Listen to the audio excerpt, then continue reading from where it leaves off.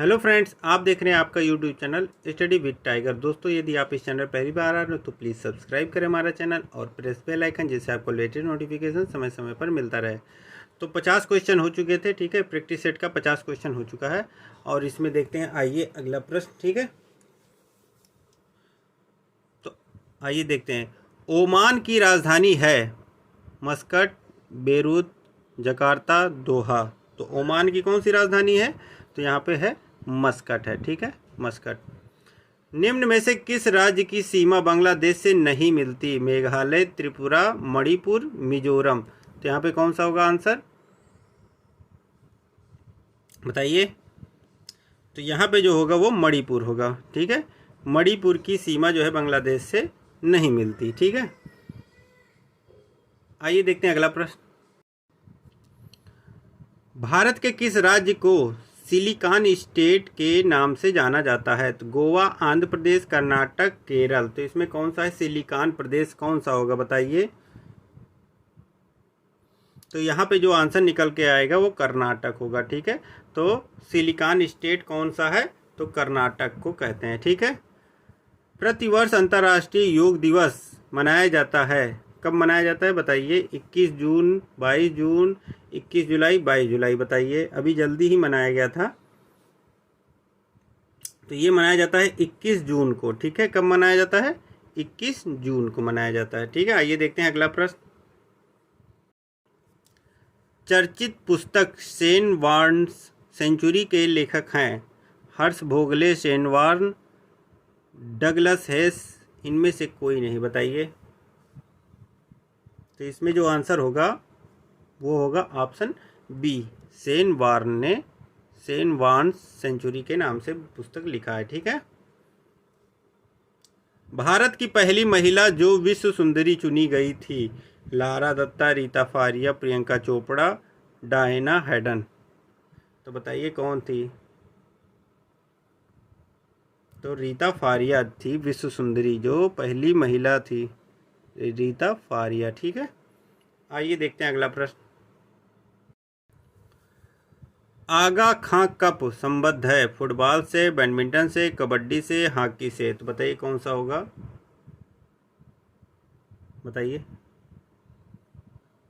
तो ये होगा आपका हॉकी से है। आगा खां कप किससे है?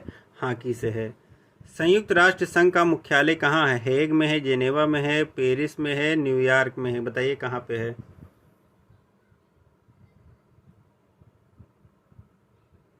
तो ये होगा आपका न्यूयॉर्क में। संयुक्त राष्ट्र संघ का मुख्यालय कहाँ पे है? तो न्यूयॉर्क में है, ठीक है। विक्टोरिया टर्मिनल स्थित है, कहाँ पे स्थित है? मुंबई, चेन्नई, दिल्ली, कोलकाता।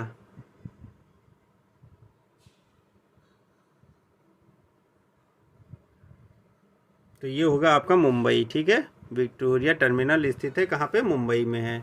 आइए देखते हैं अगला प्रश्न। वायुमंडल में सबसे अधिक किस गैस की प्रतिशत है? कौन सी गैस है सबसे ज़्यादा वायुमंडल में? Carbon, nitrogen, oxygen, hydrogen. तो यह है नाइट्रोजन। सबसे ज़्यादा कौन सा है? नाइट्रोजन है, ठीक है। आइए देखते हैं अगला प्रश्न। और नाइट्रोजन का परसेंटेज कितना है? लगभग 78% वायुमंडल में नाइट्रोजन का परसेंटेज है, ठीक है। आइए देखते हैं। तो यहाँ पे देखिए 61 से 70 गद्यांशों को ध्यानपूर्वक पढ़ना है और 10 प्रश्न इसके उत्तर देना है, ठीक है। तो गद्यांश को आप स्क्रीनशॉट ले लीजिएगा, ठीक है। उसके बाद आप सॉल्व कीजिएगा, ठीक है। तो पहले हमें पढ़ के सुना दे रहा हूँ। तो संस्कृति एक ऐसी चीज़ नहीं जिसकी रचना 10, 20 या 100, 50 वर्षों में की जा सकती हो। हम जो कुछ भी करते हैं उसमें हमारी संस्कृति की झलक होती है। यहाँ तक कि हमारे उठने बैठने, पहनने ओढ़ने, घूमने फिरने और रोने हंसने में भी हमारी संस्कृति की पहचान होती है। यद्यपि हमारा कोई भी एक काम हमारी संस्कृति का पर्याय नहीं बन सकता। असल में संस्कृति ज़िंदगी का एक तरीका है और यह तरीका सदियों से जमा होकर उस समाज में छाया रहता है जिसमें हम जन्म लेते हैं। इसलिए जिस समाज में हम पैदा होते हैं अथवा जिस समाज से मिलकर हम जी रहे हैं उसकी संस्कृति हमारी संस्कृति है। यद्यपि अपने जीवन में हम जो संस्कार जमा कर रहे हैं वह भी हमारी संस्कृति का अंग बन जाते हैं और मरने के बाद हम अन्य वस्तुओं के साथ अपनी संस्कृति की विरासत भी अपनी संतान के लिए छोड़ दिए जाते हैं। इसलिए संस्कृति वह चीज़ मानी जाती है जो हमारे सारे जीवन को व्यापे हुए हैं तथा जिसको रचना और विकास में अनेक सदियों के अनुभवों का हाथ है।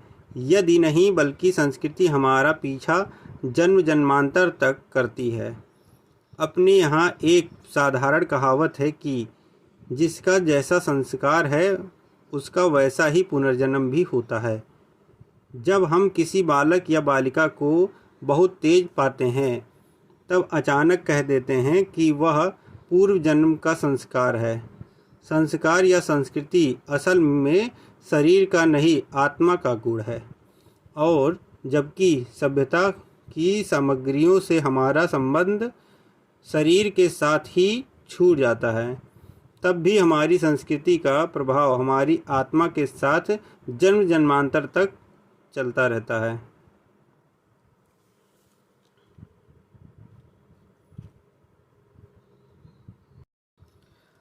तो आइए देखते हैं पहला क्वेश्चन। संस्कृति जिंदगी का एक तरीका है। इस पंक्ति से लेखक का क्या आशय है कि संस्कृति जीवन भर मानव की सोच को प्रभावित करती है? पहला ऑप्शन फर्स्ट। ऑप्शन सेकंड, मानव के सभी कार्यों तथा व्यवहार को प्रभावित अथवा नियंत्रित करती है। ऑप्शन सी, मानव के किसी एक काम का पर्याय नहीं हो सकती।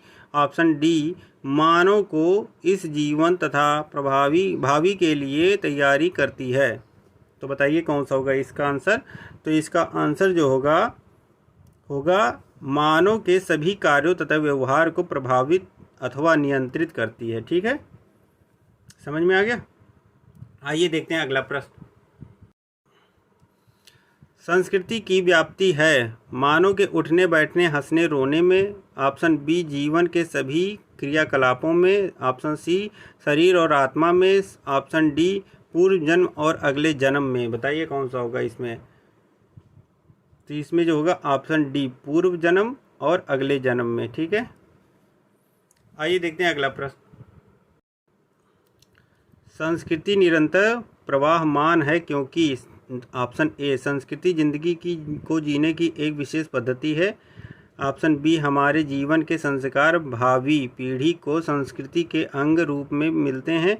ऑप्शन सी, काल कभी विश्राम नहीं लेता और संस्कृति कालातीत होती है। ऑप्शन डी, मनुष्य कभी अपनी संस्कृति को भूल नहीं पाता और उसमें विकास के लिए सदैव प्रयास करता रहता है। तो बताइए इसमें कौन सा होगा ऑप्शन?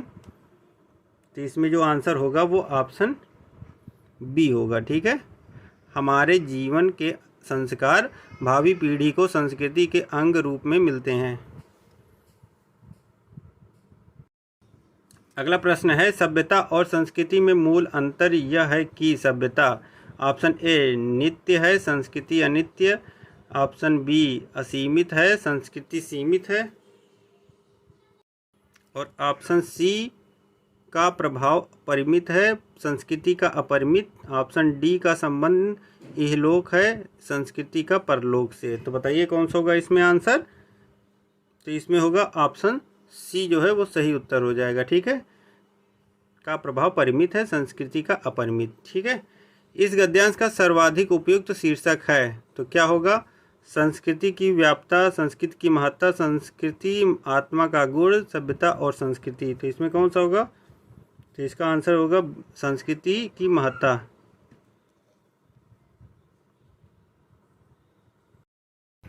अगला गद्यांश है, देखिए।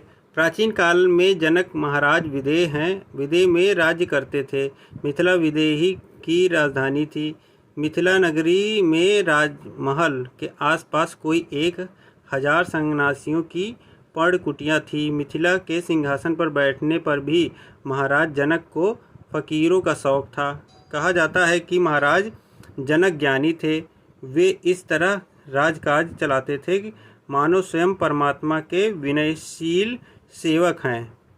सुबह से सारे राज्य का दंड प्रबंध करते, शत्रुओं का पता लग करते, अपराधी को दंड देते, लोक कल्याण के उपाय करते, और इतना सब कुछ करने पर भी वे किसी सांसारिक कार्य में लिप्त नहीं होते थे, इसलिए लोग उनको विदेह जनक कहते थे। अब आइए देखें हैं 66वां अगला प्रश्न। तो विदेह की राजधानी कहाँ थी? तो विदेह की राजधानी कहाँ थी? अभी आपको बताया है विदेह की राजधानी कहाँ थी। ऑप्शन अयोध्या, महोबा, मिथिला, द्वारिका। तो क्या थी? मिथिला थी। विदेह की राजधानी क्या थी?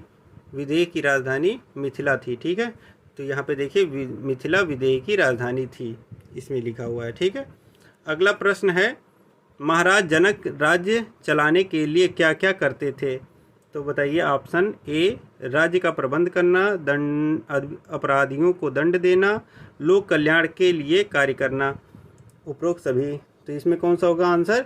इसमें होगा उपरोक्त सभी। ऑप्शन डी जो होगा वो सही होगा, उपरोक्त सभी। ठीक है, फिर महाराज जनक परमात्मा से अपना क्या संबंध रखते थे? सेवक जैसा, शत्रु जैसा, राजा जैसा, ये सभी। तो बताइए कौन सा होगा? तो इसमें सेवक जैसा, ऑप्शन ए सेवक जैसा होगा। ठीक है, आइए देखते हैं अगला प्रश्न। राजमहल के आसपास किन लोगों की कुटिया थी? फकीरों की, सन्यासियों की, शत्रुओं की, इनमें से कोई नहीं। तो बताइए किसकी थी कुटिया? तो यहाँ पे ऑप्शन बताइए। तो ऑप्शन सन्यासियों की थी। देखिए ऊपर इसमें दिया हुआ है। ठीक है, कि सन्यासियों 1000 सन्यासियों की कुटिया थी। ठीक है, तो यहाँ पे अगला प्रश्न है महाराज जनक को क्या शौक था? प्रबंध कार्य का, राज्य शासन का, फकीरी का, लोक कल्याण का। तो इसमें कौन सा आंसर होगा? तो यहाँ पे उनको क्या था? फकीरी का शौक था। क्या था? फकीरी का शौक था। समझ में आ गया? तो आज के लिए बस इतना ही दोस्तों। यदि ये वीडियो अच्छा लगा तो प्लीज़ लाइक करिए, सब्सक्राइब करिए हमारा चैनल और प्रेस बेल आइकन, जिससे आपको लेटेस्ट नोटिफिकेशन समय समय पर मिलता रहे। Thank you friend for watching my video. जय हिंद, जय भारत।